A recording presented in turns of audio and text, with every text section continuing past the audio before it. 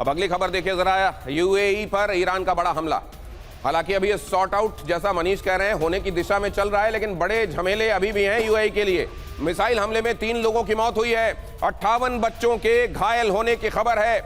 UAE के रक्षा मंत्रालय ने यह जानकारी, लेकिन मुझको इस बात की हैरानी हो रही है कि कल शुरुआत में ही मतलब 2:30-3 बजने तक, 12:10 में दोपहर में अटैक होने शुरू हुए हैं और 2:30-3 बजने तक यूएई के रक्षा मंत्रालय की तरफ से, गृह मंत्रालय की तरफ से कहा गया था कि ये गलत कर दिया ईरान ने, और बात की टोनैलिटी से ये लग रहा था कि कुछ बड़ा भीषण हो सकता है यूएई की तरफ से भी देखने को मिल जाए, लेकिन ऐसा कहीं पर कुछ देखने को अभी तक मिला नहीं है। प्रोफेसर अमिताभ, देखिए, अभी तक इन्होंने पेशेंस रखा है और अभी तक इन्होंने अलाउ किया है कि अमेरिकन और इजरायली फोर्सेज ही अटैक करें, लेकिन लगातार जो हमले हो रहे हैं इन 6 देशों पर, उनको देख के यही लग रहा है कि आने वाले 24-48 घंटे बहुत क्रूशियल होंगे वेस्ट। लेकिन यहीं पर एक बात और आ रही है मेरे दिमाग में प्रोफेसर अमिताभ, माफ कीजिएगा, कि जब ये कहा जाता है कि तुम मेरी सिक्योरिटी छतरी के नीचे आ जाओ, I will protect you, what about America? क्या अमेरिका से आने वाले दिनों में ये सवाल पूछे जाएंगे कि भाई साहब आप आके हमारे यहाँ बेस तो बना लेते हैं, आप वहां से हमला करने में शुरू कर देते हैं, लेकिन हमको प्रोटेक्शन जैसी चाहिए वो तो मिलती नहीं है। इस बार हमने देख लिया, क्या ये बात कही जाएगी जनरल सिन्हा अमेरिका से?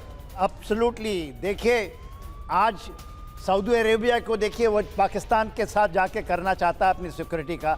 यूएई हमारे पास भागे भागे आ रहे हैं, वो हमारे से चाहते हैं कि डिफेंस कॉपरेशन हो। ओमान चाहता है कि हमारे साथ डिफेंस कॉपरेशन हो। उनको कोई गारंटी नहीं है कि यूनाइटेड स्टेट्स ऑफ अमेरिका, क्योंकि वो अपने हित में काम करते हैं, और ये पूरा का पूरा परिदृश्य बदल जाएगा।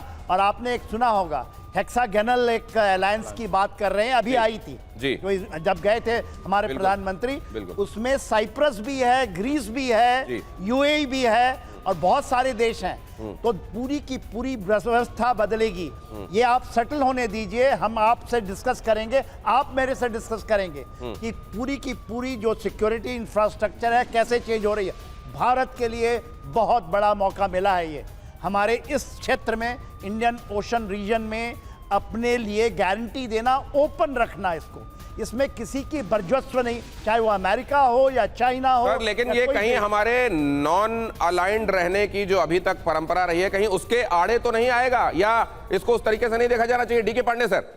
देखिए, मैं कहूंगा कि हमारे ये नॉन अलाइनमेंट अप्रोच के ही पक्ष में है ये, कि हम चाहते हैं कि सबके साथ दोस्ती हो। वसुधैव कुटुंबकम को चरितार्थ करने की तरफ ये महत्वपूर्ण कदम होगा कि हम सभी देशों के साथ अपने व्यापारिक संबंध चाहते हैं, कूटनीतिक संबंध चाहते हैं। तो निश्चित रूप से ये कहा जाए कि हमारी जो नीति है शांति की और सबके साथ आगे बढ़ने की, उसकी तरफ ये महत्वपूर्ण कदम होगा। लेकिन अभी इतना आसान भी नहीं है, इतना जब जितनी जो रुकावटें हैं उसकी क्या होंगी, वो बॉटलनेक्स क्या होंगे, वो एक बार जब आप प्लान करके चलेंगे, बातचीत करेंगे, तब वो आएंगे और उसके हिसाब से उनको एड्रेस करना पड़ेगा। अगली खबर बता देता हूं सर, आपके पास आ रहा हूं। ईरान ने यूएई में दागी हैं 165 बैलिस्टिक मिसाइलें। अब देखिए जरा, यूनाइटेड अरब एमिरेट्स को किस तरीके से इसकी कीमत चुकानी पड़ी है। अमेरिका के साथ खड़े होने की कीमत, ईरान ने किस तरीके से हमला किया, और साथ में एक बयान भी चिपका दिया कि हम पर हमला नहीं है, पूरे मुसलमान दुनिया पर, पूरी मुस्लिम वर्ल्ड पर यह हमला है। ईरान ने यूएई पर 165 बैलिस्टिक मिसाइलें दागी हैं। यूएई पर 541 ड्रोन भी दागे गए हैं। 35 ड्रोन यूएई की सीमा पर हालांकि गिरा दिए गए, लेकिन अगर आप देखें 541 और 35, तो फिर भी 500 से ज्यादा ड्रोन्स अंदर जाने में और हिट करने में कामयाब हुए हैं। तो क्या ऐसा भी है कि जब ओवरऑल तबाही का अंदाजा लगाया जाएगा बाद में, तो जो फिलहाल दिखाई दे रहा है उससे बहुत ज्यादा निकलेगा जनरल सिन्हा? देखिए, कहा जाता है कि उनके पास 10 लाख ड्रोन्स हैं ऐसी तो यदि इनको करने दिया जाएगा, मेरा भी ये मानना है कि आप 4 दिन के अंदर देखेंगे, क्योंकि फेज़ 1 जो इन्होंने किया है रोरिंग लायन का, कि 4 डेज के अंदर में ये कंट्रोल, और मुझे पूरी उम्मीद है कि ये कंट्रोल होगा। ये अभी अफरा तफरी में चीज़ें चल रही हैं, ये चाहते हैं कि उसको स्प्रेड करें। आपने देखा ये स्प्रेड केवल पाकिस्तान में हुआ है, कराची में जो आपने देखा है इसका रिट्रीब्यूशन उन्होंने जलाया है, मैं कहीं और दूसरा तेहरान। लेकिन मैं ये सोच रहा हूं डोनाल्ड ट्रंप ने असीम मुनीर को क्या कहा होगा ये खबर देखने के बाद, क्योंकि इसके फौरन बाद फोन चला गया होगा असीम मुनीर को, अभी तक क्या करवा रहे हो तुम वहां पर? अभी तुमको लगता है अब चाहिए नहीं क्या हमसे, फंड नहीं चाहिए, और आने वाले दिनों में पिटाई डाला इसलिए वहां पर बिल्कुल। अगली खबर देखिए, ईरान में यूनाइटेड स्टेट्स और इजराइल हमलों का विरोध। यूनाइटेड स्टेट्स और इजराइल के खिलाफ लोगों का प्रदर्शन। यहां पर ये प्रदर्शन की खबरें जो आ रही हैं, ईरान में यूएस इजराइल हमलों का विरोध किस तरीके से हो रहा है, यूएस इजराइल के खिलाफ लोगों का प्रदर्शन। अब एक बात जो बहुत दिनों से चलती आ रही है मनीष झा, कि किन लोगों की संख्या ज्यादा, वो लोग जो इस थियोलॉजिकल ऑर्डर के साथ खड़े हुए थे, जो ये चाहते थे खamenei के साथ खड़े हों और खamenei वाली व्यवस्था उनको पसंद आ रही थी, या वो लोग उनको आउट नंबर करते हैं जो चाहते थे बदले चीजें यहां पर? देखिए, ईरान का जहां तक ताल्लुक है तो वही वाली बात है कि मेजॉरिटी भले ही रिजीम को चाहे नहीं चाहे, लेकिन रिजीम के पास ताकत थी, रिजीम के पास हथियार थे और उससे लड़ने की किसी में क्षमता नहीं थी, और उसने उसको उस हिसाब से न केवल देश में दुनिया भर में प्रोजेक्ट कर रखा था।